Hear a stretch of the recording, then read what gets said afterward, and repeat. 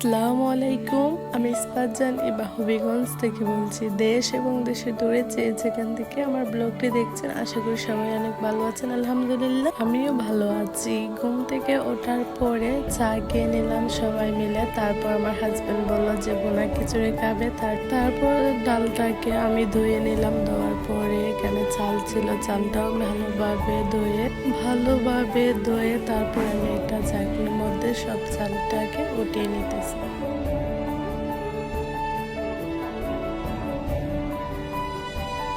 চালটাকে রেখে দেব ভালোভাবে পানি ঝরানোর জন্য। তারপরে 3টা পেঁয়াজ নিয়ে নিলাম পেঁয়াজটা কাটার জন্য। এখানে পেঁয়াজ কেটে নিলাম, কাঁচা মরিচ, তারপর রসুন আর ধনিয়া পাতা ছিল। এখানে গরম মশলা সব ছিল, লং, এলাচি, তেজপাতা এবং রসুন, আদা দিয়ে দিতেছি আমি। এখানে লবণ, মরিচ, হলুদ, ধনিয়া গুঁড়ো, বোনা খিচুড়ি রান্না করার জন্য মুগ, চাল, ডাল, কাঁচা মরিচ সব কিছু ছিল এখানে। এখন আমি চুলাটা জ্বালিয়ে নিলাম। নেওয়ার পরে তেলটা গরম হওয়ার পরে পেঁয়াজ কুচি দিয়ে দিলাম। তারপরে গরম মশলা, দারচিনি, লং, এলাচি, তেজপাতাগুলো আমি দিয়ে দিলাম।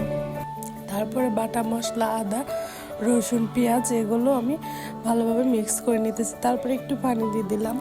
তারপরে এখানে হলুদ, মরিচ, লবণ দিয়ে ভালোভাবে নেড়ে চেড়ে নিতেছি। তারপরে কাঁচা লঙ্কা দিয়ে দিলাম। কাঁচা লঙ্কাটা দেওয়ার পরে মাংসটা দিয়ে দিলাম। তো মুরগির মাংসটাকে আমি ভালোভাবে নেড়ে চেড়ে নিতেছি। একটু পরপর আমি ঢাকনা সরিয়ে ভালোভাবে নেড়ে চেড়ে নিতেছি যেন নিচে পোড়া না লাগে। তারপরে চাল ডালটা আমি দিয়ে দিলাম। তার মধ্যে দেওয়ার পরে ভালোভাবে এটাকে আমি মিক্স করে নিতেছি।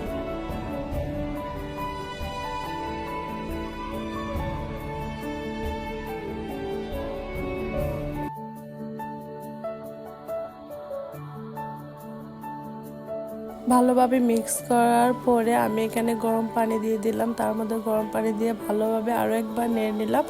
তারপরে আমি ঢাকনা দিয়ে ঢেকে নিলাম।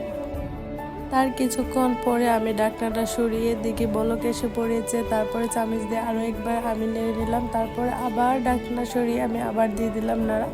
তারপর ফাইনালি আমার দমে রেখে দিলাম। দমে রাখার পরে আমি আরও একবার ভালোভাবে আমি ভুনা খিচুড়িটা খেয়ে ভালোভাবে উলটপালট করে দিতেছি যেন ভালোভাবে সিদ্ধ হয়ে যায়, কোনো অংশ বাকি না থাকে। তারপর এটাকে আমি আরও একবার নাড়াচাড়া করে নিতেছি। রান্না বাড়া শেষ করে গোসল টোসল দেওয়ার পরে আমরা খেতে বসে গেলাম। এখানে টমেটো ছিল, পেঁয়াজ ছিল, লেবু ছিল, কাঁচামরিচ ছিল। আজকের ভিডিওটাই এ পর্যন্ত। সবাই ভালো থাকবেন, সুস্থ থাকবেন। আর ভিডিওর মধ্যে ভুল ত্রুটি হয়ে থাকলে সবাই ক্ষমার দৃষ্টিতে দেখবেন। সবাই ভালো থাকবেন। আল্লাহ।